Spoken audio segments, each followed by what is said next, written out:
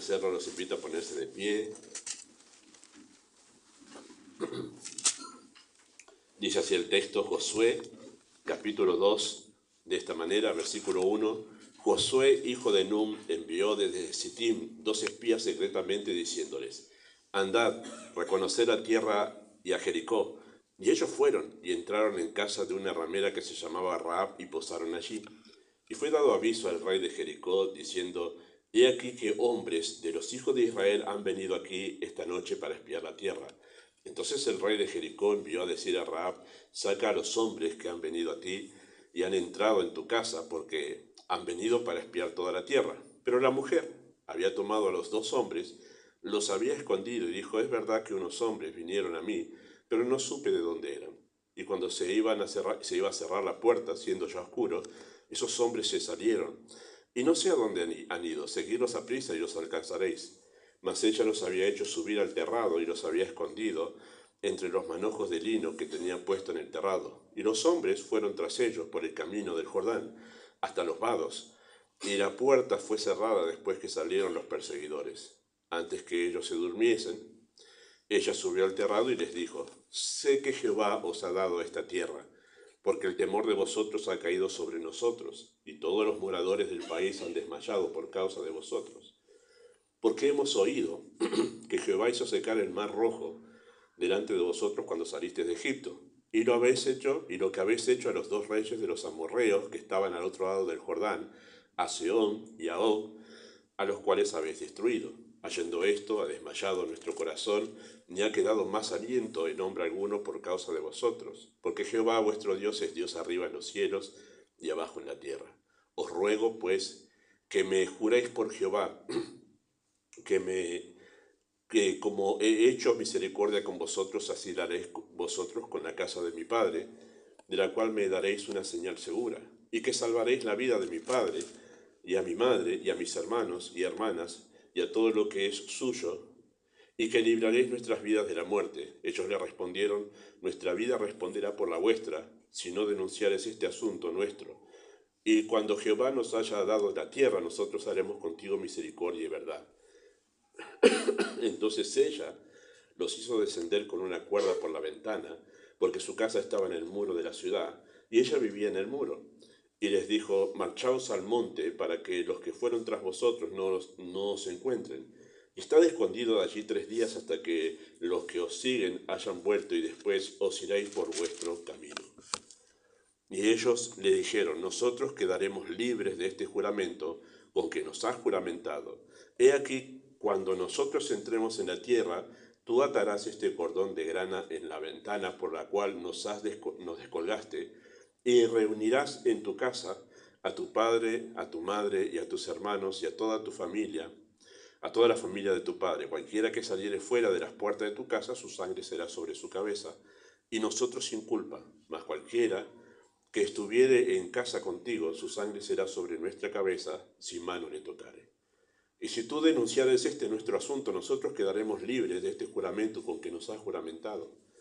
Ella respondió, sea así como habéis dicho. Luego los despidió, y se fueron, y ella ató el cordón de grana a la ventana. Y caminando ellos llegaron al monte y estuvieron allí 3 días, hasta que volvieron los que los perseguían. Y los que los persiguieron buscaron por todo el camino, pero no los hallaron. Entonces volvieron los 2 hombres, descendieron del monte y pasaron y vinieron a Josué, hijo de Nun, y le contaron todas las cosas que les habían acontecido. Y dijeron a Josué, Jehová ha entregado toda la tierra en nuestras manos. También todos los moradores del país desmayan delante de nosotros. Muy bien. Osmar, ¿podés dirigirnos en oración? Padre, te damos muchas gracias, Señor, por este lugar, más por el privilegio que tú nos das, Padre, y queremos que tú nos guíes en esta enseñanza, Padre, para poder examinarnos y poder ser confrontados con tu palabra, Padre. Pedía a tu siervo, Señor, en todo momento, Padre, que tu Espíritu sea el que convence, Señor. Gracias te damos y pedimos tu guía en el nombre de Jesús. Amén. Muy bien, muchas gracias. Pueden tomar sus asientos.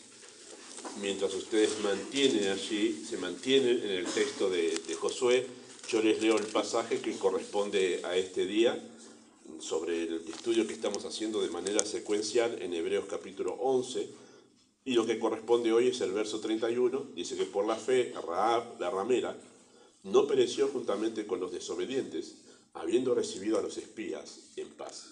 Ese es el último acto de fe que nosotros encontramos en este texto de manera puntual. Después va a hacer como un resumen, que es lo que vamos a ver Dios mediante la semana que viene, en el último estudio sobre este pasaje Dios mediante. Pero habla acerca de Rahab aquí, ¿sí? Ese acto de fe que menciona en el texto, habiendo recibido a los espías en paz, ¿sí? Ese es su acto de fe. Bueno, Rahab, un personaje que para algunos seguramente es conocido, si es lector de la Escritura, pero para quienes no lo conocen al personaje, bueno, Rahab era una mujer de origen amorreo. Los amorreos eran parte de esas naciones que conformaban justamente la tierra de Canaán, ¿sí? Los pueblos que vivían ahí en la tierra de Canaán. Y los amorreos era un pueblo conocido por ser muy violento e idólatras. Por eso que cuando escucharon que viene el pueblo de Israel, que del otro lado del río Jordán ya derrotaron a 2 reyes de los amorreos, estos tienen que ser muy valientes. Pues toda esa gente de los amorreos eran gente muy violenta. Por eso cuando entran dice, esta es tierra que se traga a sus moradores. Era gente muy violenta y por eso es que se asombraron de que estos derrotaron a los más bravos, ¿sí? Así que de ahí provenía justamente Rahab, de un pueblo violento y además un pueblo idólatra, y conformaban un grupo de naciones, justamente las naciones cananeas. Para el tiempo de Josué, el pasaje que nosotros estamos leyendo en este momento, la degradación moral de los cananeos colmó la paciencia de Dios. Por eso Dios utilizó al pueblo de Israel y les da la tierra, no porque Israel era mejor que las demás naciones, sino porque esas naciones llegaron al colmo de la paciencia de Dios. Cuando se colma la paciencia de Dios, viene juicio. Eso es lo que viene inmediatamente. Dios ejecuta juicio aquí antes que las personas lleguen al juicio final en el trono blanco, ¿no? Ejecuta juicio. Y utiliza naciones para eso, ¿sí? En este caso usó a Israel. Luego de 500 años, porque es así, luego de 500 años de misericordia y paciencia, el justo juicio de Dios está a punto de caer, y eso está justamente en el contexto del capítulo 2 del libro de Josué. ¿Sí? Se está por ejecutar ese justo juicio de Dios. Los atacantes de la Biblia, los que quieren criticar a la Biblia, dicen, no, pero mirad qué Dios es que eso es genocidio. Eso fue un genocidio, entraron los israelitas y mataron todo. Bueno, ese era el juicio de Dios. Después de 500 años de paciencia, no se olviden, esto no es un arranque de ira de Dios. 500 años desde que estuvieron allí caminando Abraham, Isaac, Jacob y todos los patriarcas. ¿Por qué mandó allí a caminar Dios a Abraham si todavía no iba a poseer la tierra? Como un testimonio de misericordia y amor para toda esa gente, los cananeos. Les dio la oportunidad de poder conocer. Hermanos, la paciencia de Dios tiene un límite, y cuando eso sucede, llega juicio, como en este caso. Y Rahab pertenecía justamente a ese grupo que estaba bajo el juicio de Dios. Pertenecía a esa cultura, Rahab, idólatra e inmoral, ¿sí? Y estaba bajo el inminente juicio de Dios. Pero la gracia de Dios intervino para salvarla. No vamos a hablar de la salvación de Rahab en esta mañana, sino de su acto de fe, ¿sí? Ese acto de fe de recibir a los espías. Pero es interesante que no podemos dejar de destacar que Rahab fue salvada por la fe, ¿sí? Y su acto de fe, ese que señalamos recién, es tan significativo en la Escritura que es recordado en las páginas del Nuevo Testamento, no solo en Hebreos capítulo 11, verso 31, sino también en Santiago capítulo 2. Habla exactamente de lo mismo. Cuando Santiago va a hablar de la fe de Rahab, recuerda este mismo acto de fe. Así que esto de haber recibido a los espías en paz tiene que ser tan significativo que está citado por el Espíritu de Dios 2 veces en el Nuevo Testamento.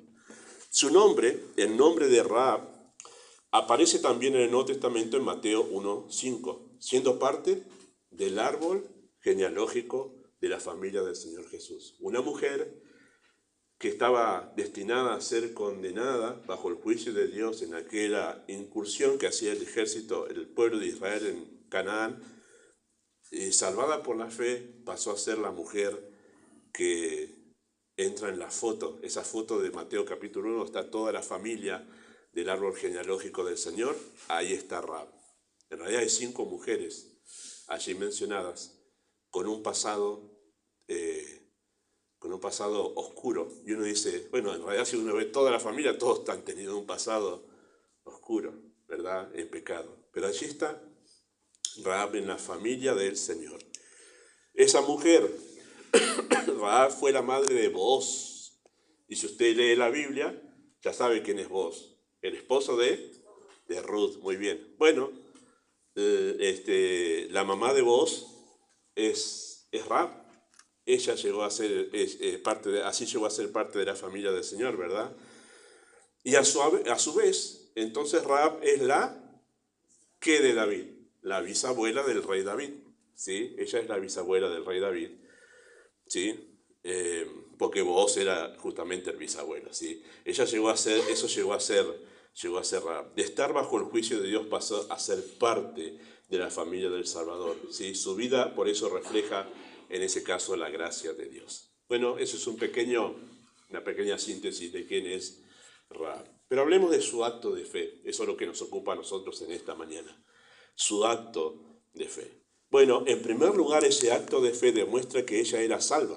O sea que cuando ella hizo eso, que acabamos de leer nosotros en el capítulo 2, y que Hebreos hace énfasis en eso, el escritor de los Hebreos, ella era salva cuando estaba haciendo eso, ¿sí? Estaba recibiendo a los espías en paz. Y estaba demostrando que era salva y que tenía fe verdadera. O sea, no fue salva porque recibió a los espías en paz, sino que recibió a los espías en paz porque ya era salva. Y eso es lo que a veces nosotros, si no tenemos una teología muy profunda o muy nutrida de la Escritura, llegamos a decir, bueno, pero por ejemplo, como me han hecho la pregunta en un momento, después menciona, en una síntesis menciona a Sansón en el versículo siguiente, como los héroes de la fe. Y uno dice, ¿y Sansón tenía fe? ¿Era realmente salvo? Bueno, si se lo menciona que hizo actos de fe, es porque era salvo. Nadie, queridos hermanos, nadie puede hacer un acto de fe como lo que nosotros conocemos la fe en este capítulo 11 de Hebreos y como lo define la Escritura, si no es salvo. O sea que cuando hizo este acto, Rahab ya era salva, ¿sí? Por eso es que ese acto de fe demuestra que realmente tenía fe verdadera, que había sido salvada por la fe en Cristo. No sabemos en qué momento sucedió eso, vamos a mencionar algo ahora, pero no sabemos en qué momento sucedió. Sabemos que cuando los espías llegaron, ella ya había sido salvada por la gracia de Dios. Lo que dice ahí, que eso no lo vamos a destacar hoy, pero lo que dice ahí, cuando ella habla con los espías, yo sé que Jehová les ha dado esta tierra. Ella ya tenía un conocimiento de lo que Dios había hecho y había respondido justamente por la gracia de Dios en fe a ese conocimiento. Ante el inminente juicio de Dios, ella respondió en fe y se convirtió. ¿Cuánto tiempo antes? No lo sabemos, pero cuando llegaron estos hombres, ella ya era salva y la evidencia de esa salvación fue este acto de fe, ¿sí? Y digo esto porque yo sé que a veces se enseña el capítulo 2 de Josué para decir, bueno, ese momento cuando colgó el hilo de grana en la ventana, en ese momento fue salva porque tuvo fe en ese hilo que era rojo, la sangre de Cristo y todo lo demás. Bueno, no, si hizo un paso de fe porque ya tenía la fe salvadora. Si no hay otra manera de poder obrar de esa forma. Lo otro simplemente es toda evidencia de que había fe salvadora dentro de su corazón. Sí, en segundo lugar vamos a hablar de su acto de fe, porque ha despertado este acto de fe un dilema moral. He dedicado unos cuantos minutos para este mensaje a este punto, ¿sí? Y me quiero centrar en el tercero que en este, pero esto es necesario porque justamente es parte de este acto de fe. Despierta un dilema moral. Y yo le pido a usted, si usted no escuchó esto antes, que preste atención a todo lo que voy a decir, que no saque nada de contexto de lo que voy a decir ahora, ¿sí? En este momento. Porque quizá yo exprese ahora conceptos que usted quizá no escuchó nunca sobre esto. Pero si los escuchó, buenísimo, me alivia el trabajo y espero expresarlo bien, porque expresarlo mal puede traer más confusión todavía, ¿sí? ¿Cuál es el dilema moral? Bueno, el dilema se enfoca en el haber dado información falsa acerca de los espías, siendo que se trataba esto de un acto de fe. Cuando llegaron los que mandó el rey de Jericó a decirle, Sacan los espías que están en tu casa. ¿Qué le dijo ella? No, ya se fueron, no están acá. Y los había escondido en su casa. Le dio información falsa. No les dijo la verdad. Muy bien. Y este es un problema de un dilema moral. Porque, bueno, para el creyente mintió. Rahab mintió. ¿Y cómo esto está catalogado como un acto de fe? Bueno, hay algunos que han tratado de darle algunas explicaciones a esto y yo no me voy a detener en eso para no hacer muy largo la explicación. Pero creo que lo que voy a decir en realidad es lo que da la explicación a algo que nosotros pocas veces le prestamos atención, ¿sí? La pregunta que nosotros tenemos que responder para entender lo que hizo Rahab ahí es, bueno, si fue una mentira eso, ¿verdad? Si fue una mentira. Porque sabemos que Dios condena en realidad la mentira. Y la pregunta que algunos hacen es, ¿Dios aprobó el uso de la mentira para salvar la vida de los espías? Como ayer charlábamos con Héctor, que lo charlábamos ayer un poquitito sobre esto. Entonces hay momentos que Dios utiliza el pecado para poder hacer un bien. Son preguntas que van surgiendo, ¿no?, en su momento. ¿Dios aprobó el uso de la mentira para salvar la vida de los espías? Bueno, vamos a responder esta pregunta. ¿Qué es una mentira? Uno dice, la respuesta más corta es algo que no es verdad. Esa es la respuesta más corta. Pero en realidad debemos definirlo un poquito mejor a lo que es una mentira. Y esta es una definición que me parece que nos ayuda a entender lo que hizo Rahab. Una mentira, y escuche esto, es una declaración intencional o comunicación de una falsedad diseñada, ¿sí?, para engañar a alguien que tiene el derecho, y ahí está el subrayado, que tiene el derecho moral y legal de saber la verdad. Es darle información falsa, eso es una mentira, darle información falsa, comunicarla intencionalmente con el propósito de ocultarle la verdad a otra persona que tiene el derecho moral y legal de saber la verdad. Eso es una mentira. Y esto es la definición completa acerca de lo que nosotros entendemos como mentira, ¿sí? ¿Qué es lo que nosotros no tenemos incorporado en nuestra manera de pensar o en nuestro concepto? Que la verdad es un derecho. O sea, que nos digamos la verdad entre nosotros es un derecho que todos tenemos por el vínculo que se establece entre nosotros como seres humanos. Y cuanto más estrecho es el vínculo entre nosotros, mayor es la fuerza del derecho a que me digan la verdad. O sea, con mi esposa, que es el vínculo más íntimo que puede tener un ser humano dentro de las relaciones humanas, el vínculo matrimonial, con mi esposa tiene derecho de que yo le diga la verdad, pero en una fuerza como en ninguna otra relación. No quiere decir que en otra no existe ese derecho. Sí existe, pero se hace más fuerte en el vínculo. El vínculo hace más fuerte el derecho que otra persona tiene de que se le diga la verdad. ¿Sí? Que no se le mienta, estamos diciendo nosotros. Así que la verdad es un derecho natural que está afirmado por el vínculo que tenemos los unos con los otros. ¿Dónde dice esto la Biblia? Por ejemplo, Efesios capítulo 4, versículo 25, dice así: por lo cual, desechando la mentira, habla verdad cada uno con su prójimo. Y hasta ahí estamos todos. Entiendo lo que dice, pastor, esto no es descubrir la pólvora, pero note cómo sigue el texto. ¿Por qué? Y cuando aparece un por qué, ¿qué significa? Que esto es la razón de por qué tenemos que hacer eso. ¿Y cuál es la razón por la cual debemos hablar verdad cada uno con su prójimo? Dice, porque somos, ¿qué? Miembros los unos de los otros. Habla del vínculo que tenemos entre creyentes. Ese vínculo que tenemos entre creyentes hace más fuerte el derecho que tenemos los unos con los otros de decirnos la verdad. O sea, el hecho de que somos hermanos afirma y acentúa ese derecho que yo tengo de, vos sos mi hermano en Cristo, yo tengo derecho de que vos me digas a mí la verdad. Es un derecho. Lo que pasa es que no lo vemos de esa manera nosotros. Pero Pablo afirma ese pensamiento acá. Dice, hablen verdad. ¿Por qué? Porque hay un vínculo entre nosotros y ese vínculo refuerza el derecho a que nosotros nos digamos la verdad. Entonces viene de ahí, ¿sí? Así que el vínculo demanda el derecho a decirnos la verdad. Negar o falsear información cierta es violar el derecho del otro a saber la verdad. ¿Lo había visto así la mentira? Cuando usted le miente, por ejemplo, yo le miento a mi esposa, estoy violando su derecho a que yo le diga la verdad. cuando los hijos mienten a los padres, están yendo más allá que simplemente ocultar una información. Están violando un derecho, que es el derecho de sus padres a que ellos les digan la verdad. Tiene una fuerza mayor aún el tema de la información falsa o lo que nosotros llamamos mentira, ¿sí?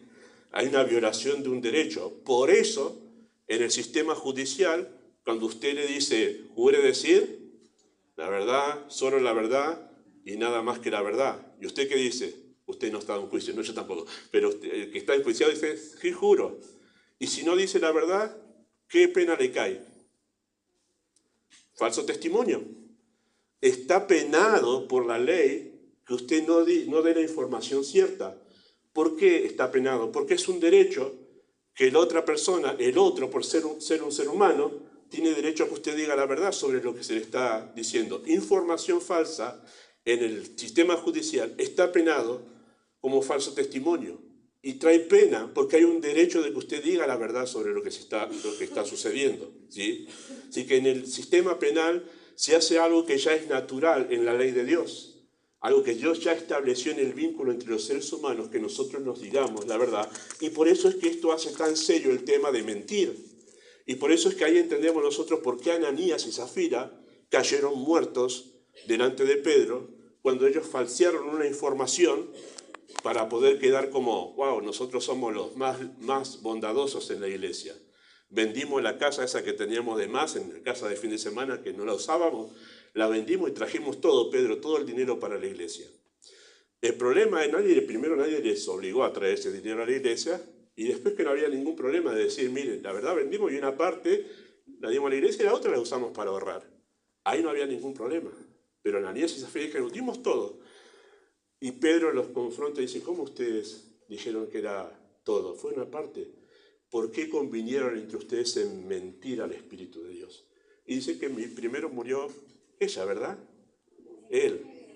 Nunca recuerdo quién murió primero, es tremendo el evento ese. Y usted dice, bueno, pero pastor, simplemente se le fue un dato para que entendamos lo serio que es la mentira. Es un derecho y Dios lo castigó con la muerte. Bueno, eso nos va dando a nosotros una idea más amplia de lo que significa el hecho de mentir. Es un derecho que tenemos los unos con los otros por el vínculo y que se refuerza aún más cuando el vínculo es más profundo, ¿sí? O sea, es más serio que yo le mienta a mi esposa, más pena que le mienta a un desconocido. ¿Mentir a un desconocido está bien? No, pero más pena tengo porque el vínculo me lo refuerza, ¿sí? Así como la libertad, ¿sí?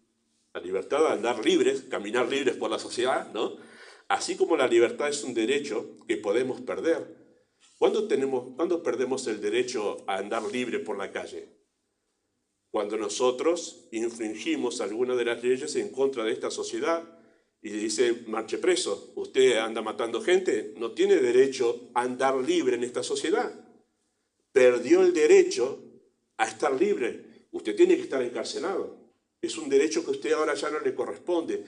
Usted tenía derecho a estar libre y caminar y que nadie le diga nada, ir de aquí para allá. Ahora, como usted pecó contra la sociedad, usted hizo algo en contra, un delito contra la sociedad, usted ya no tiene más derecho de andar libre. Eso es justicia. Eso es justicia. Uno pierde derechos. No se le puede dar. Antes lo tenía, ahora no. Lo perdió. ¿Por qué? Porque usted pecó, usted desobedeció, usted infringió la ley y usted atenta contra esta sociedad. Y está bien que así sea, ¿sí? Tiene que ser de esa manera. Se pierden. Hay derechos que se pierden, como el derecho justamente a andar libres. De esa misma manera, preste atención, de esa misma manera, el derecho a saber la verdad que nos establece por el vínculo también es un derecho que podemos perder. El derecho a que me diga la verdad es un derecho que se puede perder. ¿Sí? ¿Cuándo? ¿Cuándo se pierde el derecho a que el otro me diga la verdad? Bueno, el derecho se pierde cuando esa persona quiere utilizar la verdad para atentar contra la integridad del otro. Vos tenés libertad de andar de aquí para allá, sí, pero cuando empezás a ser un peligro para la sociedad, no tenés más derecho a andar de aquí para allá. Sos un peligro para todos nosotros. Cuando la información cierta vos la utilizás para atentar contra el otro, perdiste el derecho a la verdad. De la misma manera que perdés el derecho a la libertad. ¿Sí? Así que, escuche esto, usar un dato falso para salvar vidas inocentes es un acto de justicia y ya no es una mentira como nosotros la conocemos. ¡Pum! Y ahí empieza a hacer los choques de las neuronas, ¿verdad? Usar un dato falso para salvar vidas inocentes ya no es una mentira, sino es un acto de justicia. Yo esta parte era larguísima, estoy acortando por si después te quiere más ejemplos de todo esto, ¿sí? Y aquí vienen los ejemplos para ilustrar esta declaración que acabo de hacer, que usted se puede estar asustando mucho. Por ejemplo, los aliados en la Segunda Guerra Mundial, ¿se acuerdan que los aliados conformaban todas esas naciones que se levantaron para decir, igual, acá hay un hombre que es un loco, que quiere conquistar el mundo y ya está matando gitanos, está matando judíos, está matando homosexuales, está haciendo un genocidio tremendo, está llevando a cámaras con gas y con ácido, los está matando, está haciendo experimentos, hay que ponerle un freno. Bueno, los aliados se levantaron para hacer eso.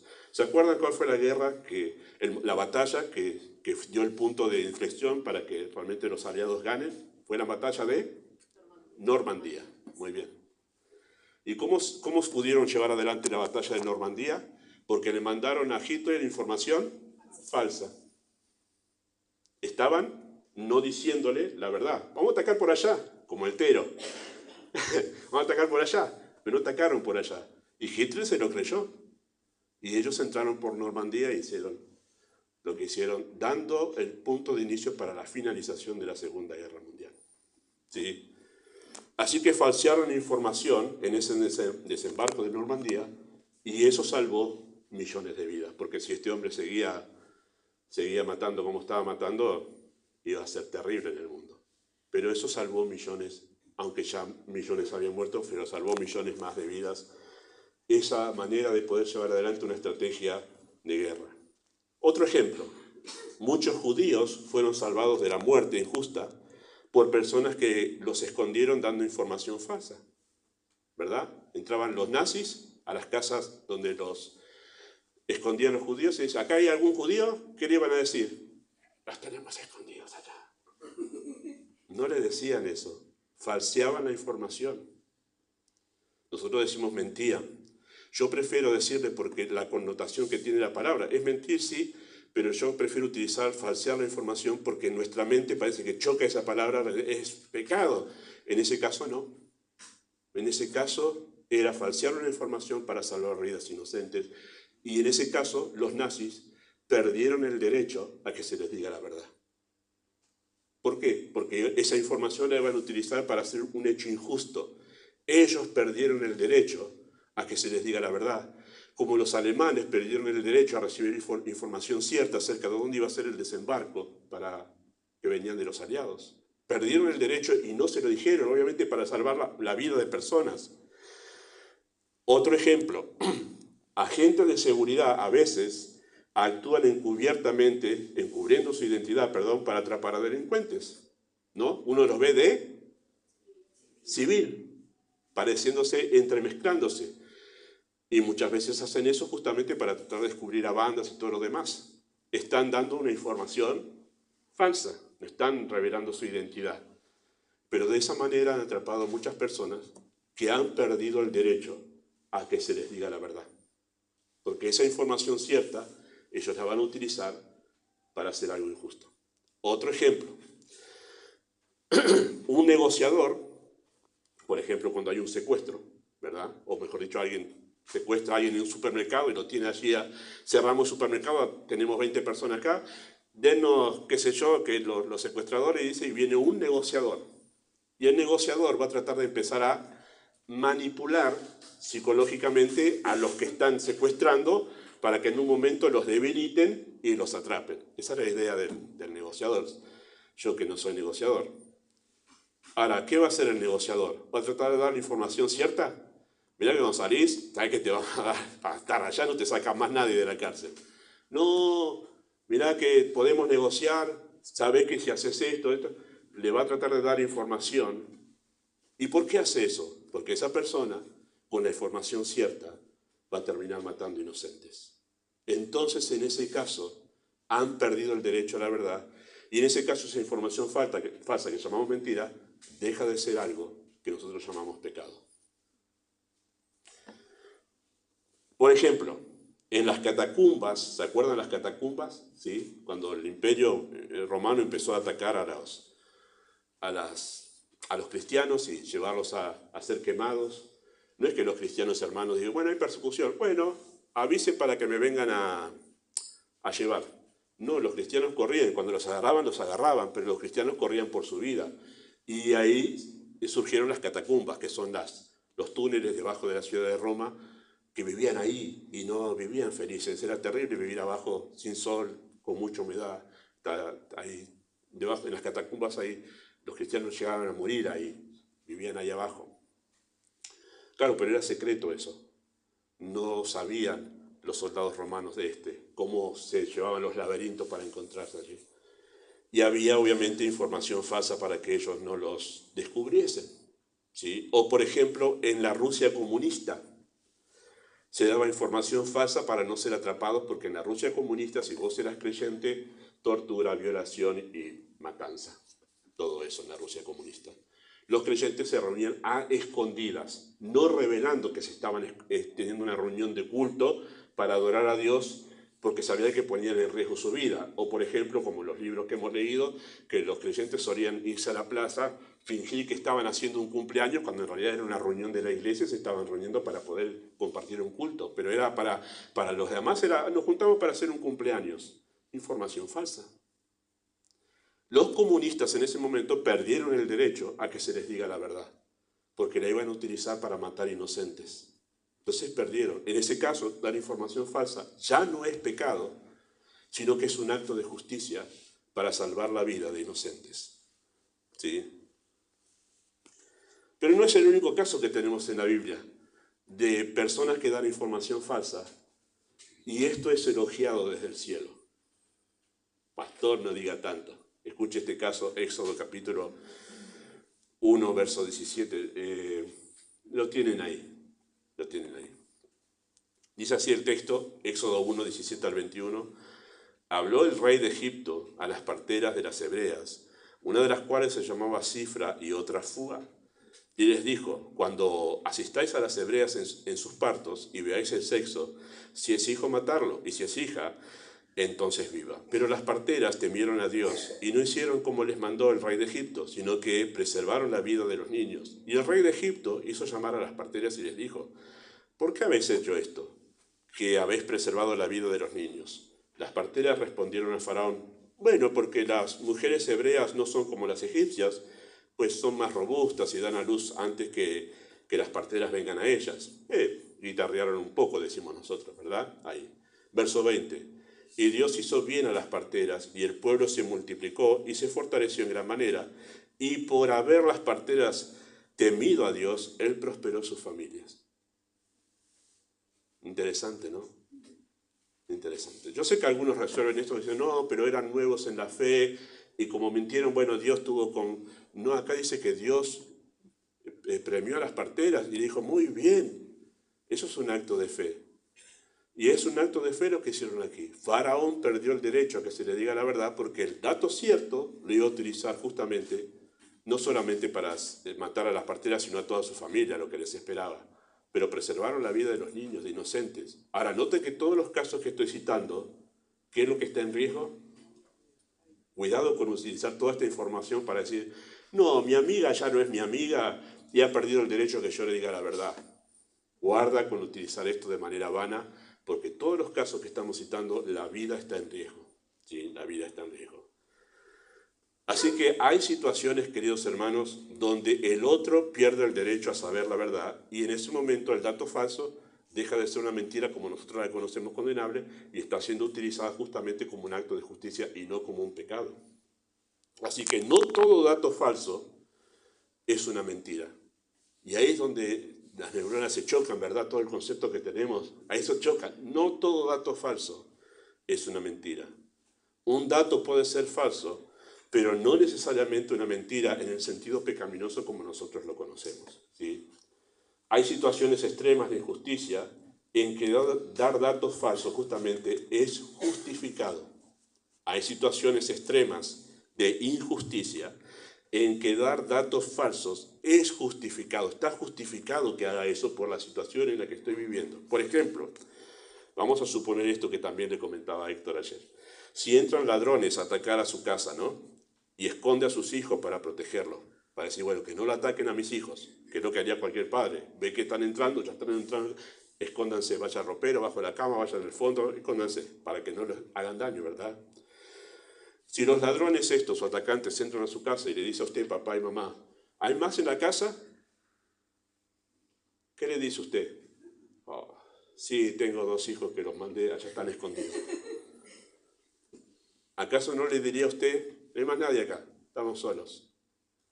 Usted diría eso para proteger la vida de inocentes en ese momento, porque usted sabe que si le da el dato cierto, esos ladrones van a venir para hacer algo injusto con ellos. En ese momento es justificado que usted dé un dato que es falso, que nosotros llamamos mentira, pero es para salvar en ese momento la vida de esos inocentes, que pueden ser que pierdan la vida, pueden ser que sean violados o que puedan ser torturados en ese momento. Entonces, en ese momento, ese dato falso no necesariamente es una mentira condenable como nosotros la conocemos, sino que es un acto de justicia para preservar la vida de esas personas. Ahora, dicho todo esto, creo que es suficiente la explicación para entender el concepto, ¿verdad? Espero que sea así. Ahora, el creyente nunca debe tomar a la ligera la mentira, ¿verdad? La Biblia la condena fuertemente, incluso el texto de Apocalipsis habla de que los mentirosos no estarán en el cielo, ¿verdad? No debemos tomar este caso fuera de su contexto, el que estamos hablando, ni tampoco como una vía libre para pecar. Aclaro esto porque no quiero que salga acá y diga, el pastor dijo que podemos mentir, vamos, y que no es pecado. No es eso. No usemos este concepto en asuntos triviales o como una manera de escapar de nuestra responsabilidad personal ante nuestro prójimo. Todos los casos que hemos citado, la vida de la persona está en riesgo de una manera injusta.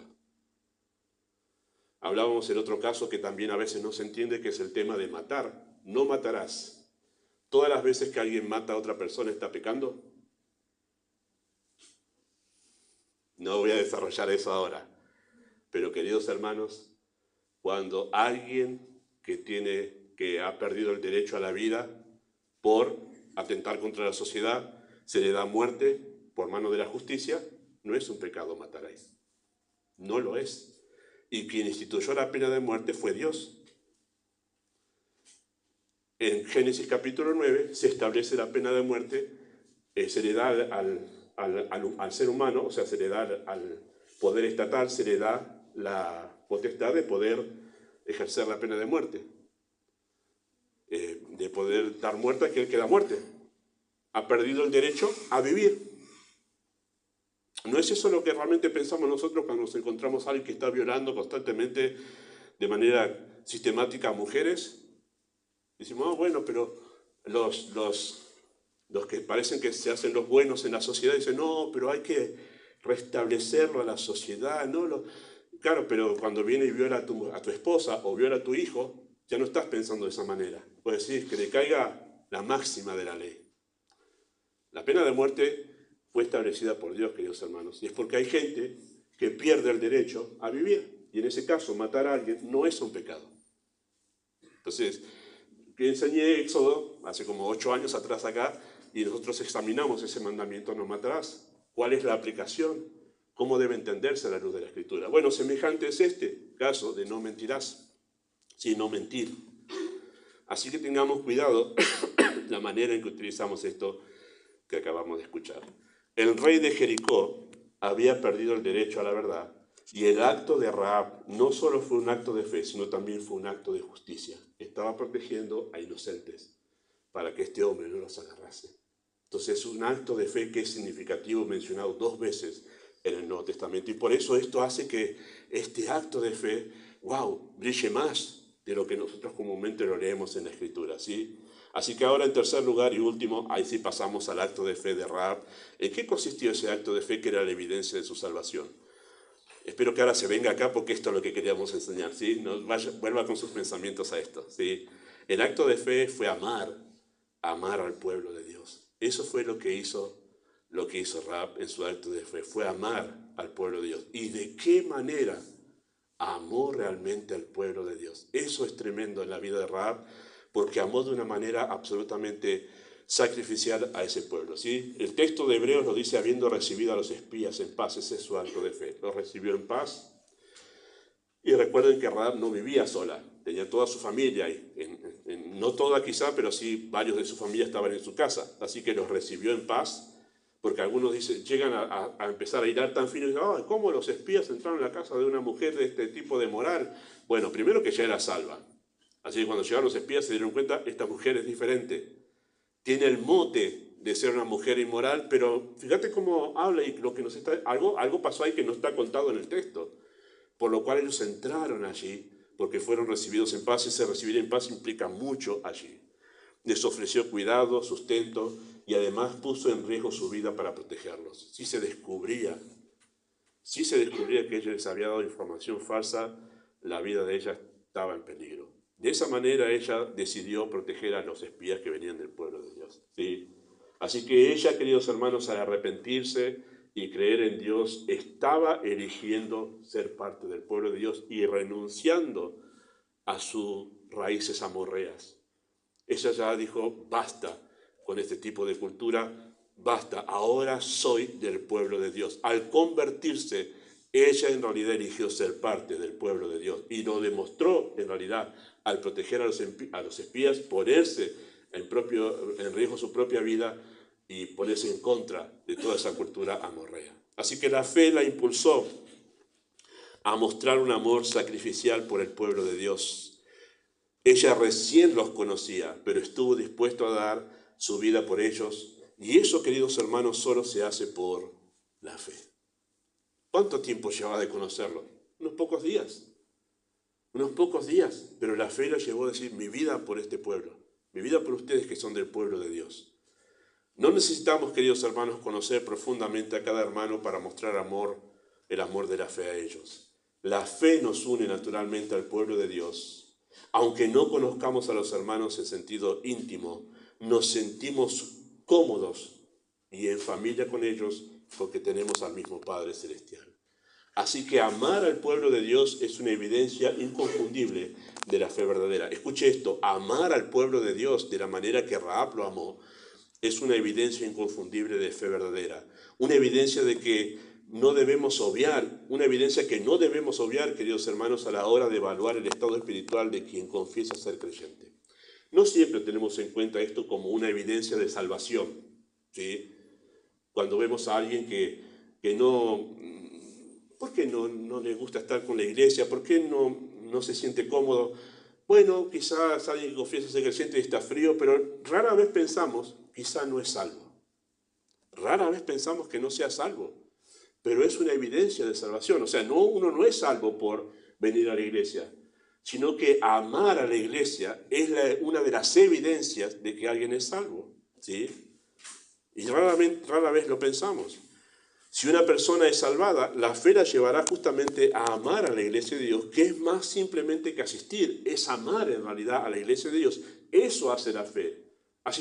Puede asistir cualquier persona, incluso puede asistir por toda su vida una persona que no es salvada, pero amar al pueblo de Dios es muy diferente que asistir toda la vida a una iglesia.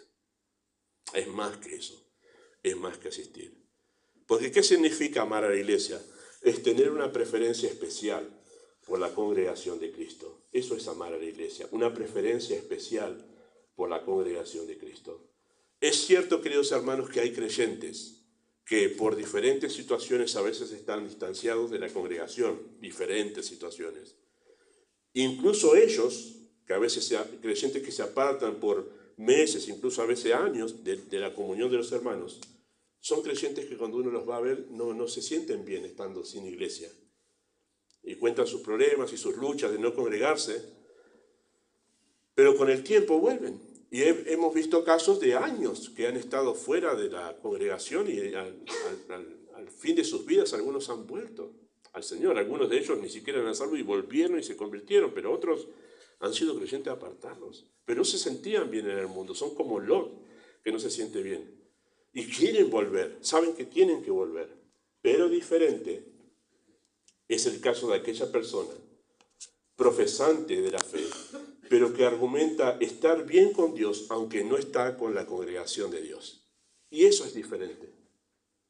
La persona que no quiere congregarse dice, yo iglesia no, pero yo estoy bien con Dios. Eso es muy diferente al creyente apartado, que anhela estar, pero lucha porque tiene otros problemas que no los puede superar. Y es muy diferente esa situación. Que aquel que dice, soy creyente, pero yo muy bien sin iglesia. Y eso es muy diferente.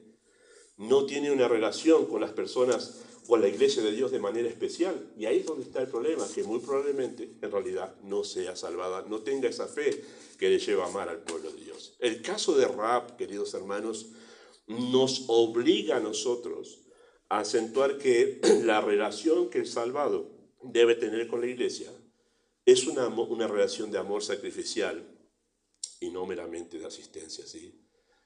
El religioso puede ser muy fiel en asistir a los cultos, pero vive disgustado y quejándose contra los hermanos. Uno puede encontrar ese tipo de gente en diferentes ocasiones en las iglesias, ¿verdad? La persona religiosa incluso a veces es más fiel en asistir a los cultos que los hermanos verdaderos, creyentes verdaderos, pero no se los ve disfrutando de la comunión con los hermanos. El religioso está listo para apuntar a todos. Aquel hipócrita, aquel mentiroso, yo soy el más santo acá. Claro, eso no es una relación de amor con la iglesia, ¿verdad? No lo es. Es muy probable que esa persona no sea salva tampoco, porque no ama a la iglesia. ¿Quién podría amar a aquella gente a la que está constantemente criticando? Eso no es amor. Eso no es amor. Y algunos en realidad ven en la iglesia más una relación social entre buenos amigos que un compromiso de amor altruista con ellos. Y eso hay que saber distinguirlo dentro de una congregación, porque no todo el que asiste a una iglesia ha sido salvado por la fe. El que ha sido salvado por la fe ama de manera sacrificial a la iglesia de Dios. Él la ama con sus defectos, la ama con sus carencias, la ama con sus necesidades, la ama en realidad, ¿por qué? Porque Cristo ama a la iglesia tal como la iglesia es, con todas sus vicisitudes. Así la ama Cristo. Así que el caso de Rahab concuerda en ese amor sacrificial por el pueblo de Dios con la doctrina que el Nuevo Testamento enseña por los apóstoles, ¿verdad? Primera de Juan, capítulo 3, versículo 14. En realidad todo el capítulo 3 enseña esto, pero el versículo 14 es contundente. Dice, nosotros sabemos. ¿Está acentuado ahí? No lo acentué, pero yo tengo en mi nota, nosotros sabemos. ¿Sí? No es que no lo podemos saber con certeza. Dios dirá cuando lleguemos al cielo quién y quién no. Juan dice, nosotros sabemos. Lo sabemos. No es inconfundible esto.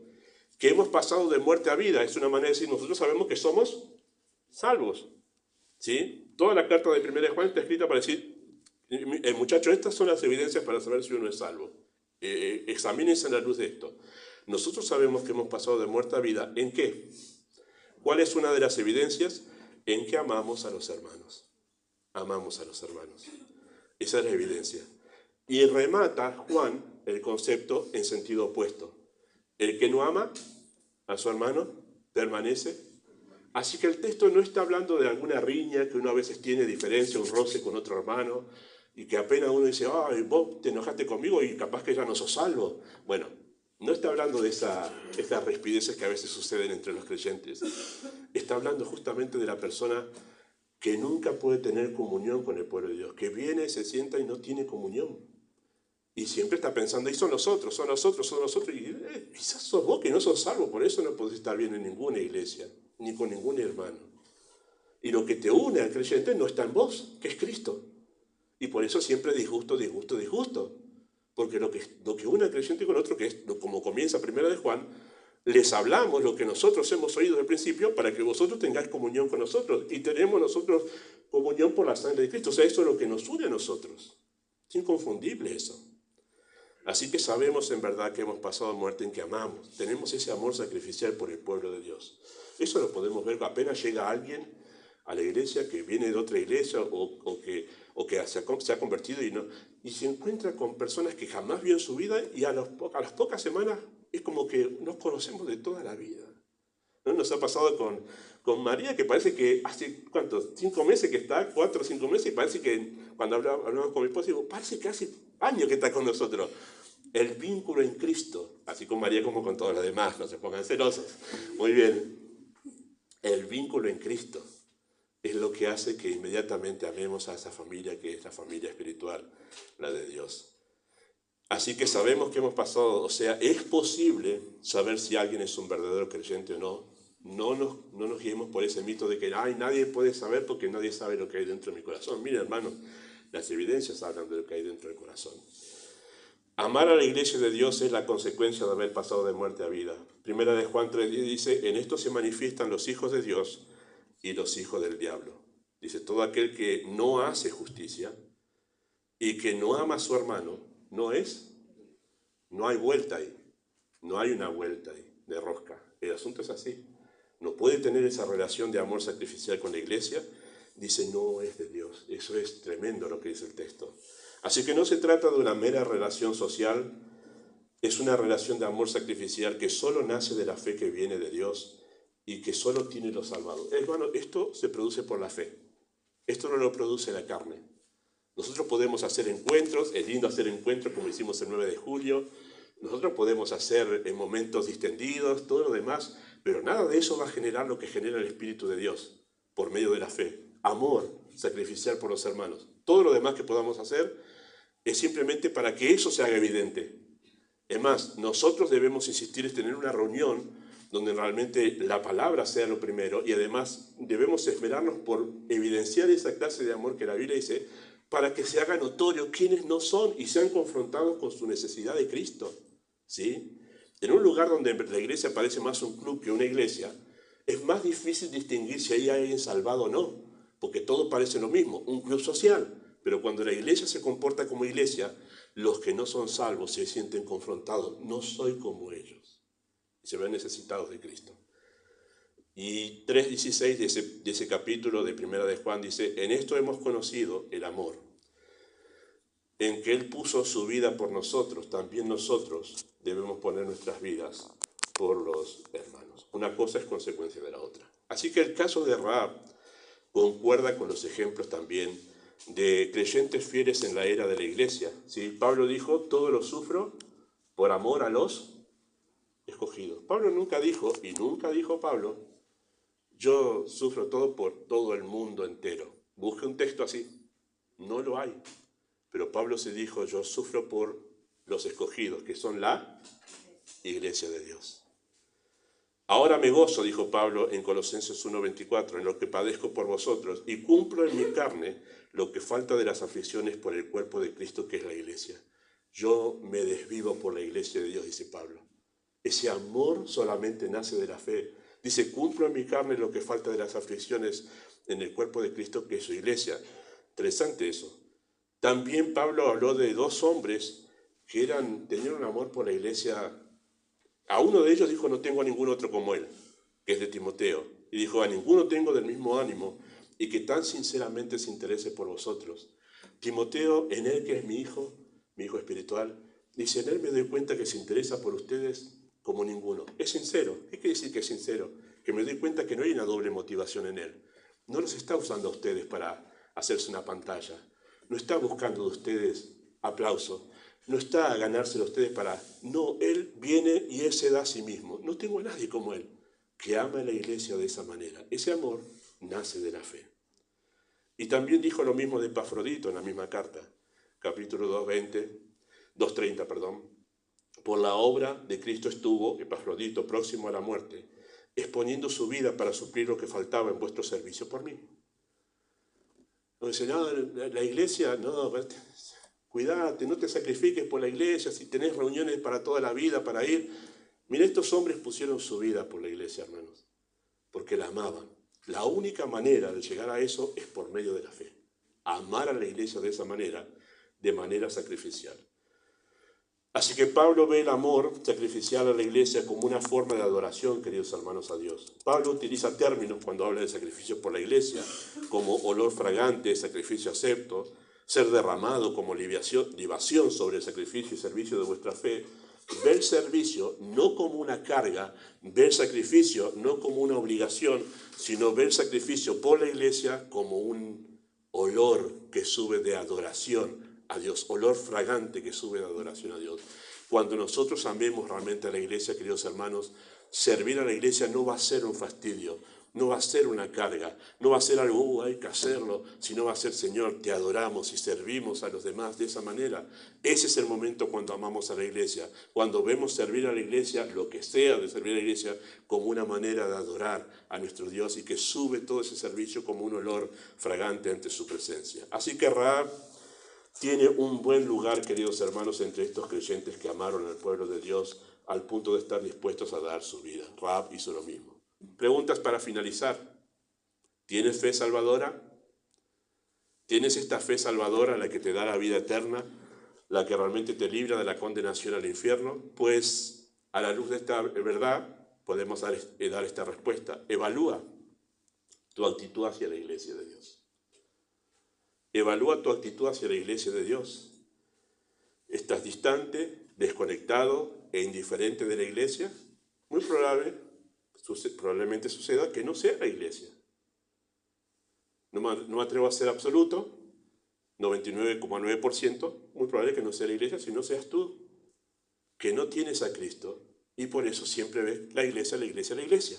No es la iglesia, eres tú que no tienes a Cristo y por eso no conectas con ellos, no tienes comunión con ellos.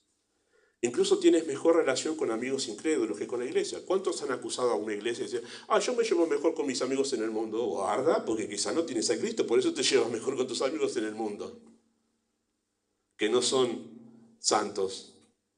¿Y por qué te llevas mejor con ellos que no son santos? Porque quizá tú no eres salvo y necesitas a Cristo. Evalúa tu estado espiritual a la luz de esta contundente verdad acerca de la relación que el creyente tiene con la iglesia. Te sientes como un sapo de otro pozo, quizás dice, acá no hay. Hemos escuchado casos, no aquí, no ha pasado hasta ahora aquí, gracias a Dios, pero personas que llegan a la iglesia cuando ya están los cánticos para no hablar con nadie, no saludar a nadie, y se van cuando está el último cántico, cosa de no hablar con nadie. Hemos visto un caso así en otra iglesia, no aquí. Y dice, pobre, no tiene a Cristo, pero piensa que sí esa persona, pero no lo tiene, si no, no haría eso. Solo la fe nos capacita para tener una relación de amor con la iglesia. Y otra pregunta para los creyentes, ¿cómo está el estado de tu fe? ¿Cómo mido el estado de mi vida espiritual? Bueno, evalúa a la luz de lo que hemos dicho esto, el nivel de compromiso que tienes con tu congregación, eso revela el estado de nuestra fe. Pues si tú estuvieses bien en tu fe, ¿qué harías? Lo que hizo Rahab. Te entregarías sacrificialmente por la iglesia de Dios. No es tan fácil aceptar esto, ¿verdad? No, pastor, pero yo tengo un montón de cosas. Mira, la cuestión es muy sencilla. La fe te llevará a eso.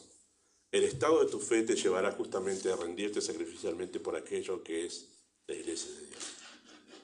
Juan 21, 15 al 17, pero yo cito un extracto nomás. Cristo le pregunta a Pedro, ¿me amas? Señor, te quiero, sí. Bueno, apacienta mis corderos. Demuestra que me amas a mí en el interés por los creyentes. Cristo encomendó a sus discípulos ocuparse de aquello en lo cual Él se ocuparía si Él estuviese presente en este mundo. ¿Se ha preguntado qué haría Cristo ahora si Él estuviese ahora de cuerpo presente? Él estaría ocupándose en la iglesia. Él no estaría provocando una revolución social. Él no estaría tratando de mejorar este mundo. Él estaría trabajando en las iglesias, sirviendo a los hermanos. Esto es lo que haría Cristo si estuviese hoy. Si me amas, ama lo que yo amo. ¿Y qué ama Cristo? La iglesia. Efesios capítulo 5, verso 25 dice que Cristo amó a la iglesia y se entregó a sí mismo por ella. Así que el corazón de Cristo late por su iglesia. Y note esta ecuación. Esta ecuación es sencilla. Cuanto más nos acercamos al corazón de Cristo, más nos acercamos a la iglesia, porque el corazón de Cristo late por la iglesia. Por eso, la relación con la iglesia revela cómo está nuestra relación con Cristo. Tú puedes ser creyente, pero puede ser que tú estés distanciado de la iglesia. ¿Por qué? Porque tú estás distanciado de Cristo. El problema no es entonces la relación con la iglesia en sí, eso es la evidencia de un problema mayor. ¿Cuál es? Tu relación con Cristo. Esa no está bien. Porque no puedes estar bien con Cristo y mal con su esposa. No puede ser eso. No puede suceder. No hay mejor ocupación, queridos hermanos, en la que podamos dedicar nuestro tiempo y nuestra vida en cuidar de la iglesia de Dios. Y eso no es solo para el pastor, eso es para cada uno de nosotros que somos salvados por la fe. Ocuparnos de los creyentes. ¿Qué ocupamos si no el tiempo? ¿En qué otra cosa le ocupamos? Si la iglesia es lo único que va a quedar de este mundo para la eternidad, es esto. Todo lo demás va a ser destruido. El Señor nos ayude a tener esta fe de Rahab, la fe que se entrega por el pueblo de Dios de una manera sacrificial. Amado Dios, nosotros oramos dando gracias por el ejemplo de esta mujer, un ejemplo que resuena en las páginas de la Biblia, pero resuena por la eternidad, por ese amor tan profundo que nació en su corazón de la fe hacia tu pueblo, que es la evidencia del amor hacia ti. Que pedimos que sigas hablando en nuestro corazón con lo que hemos escuchado en el nombre de Jesús. Amén.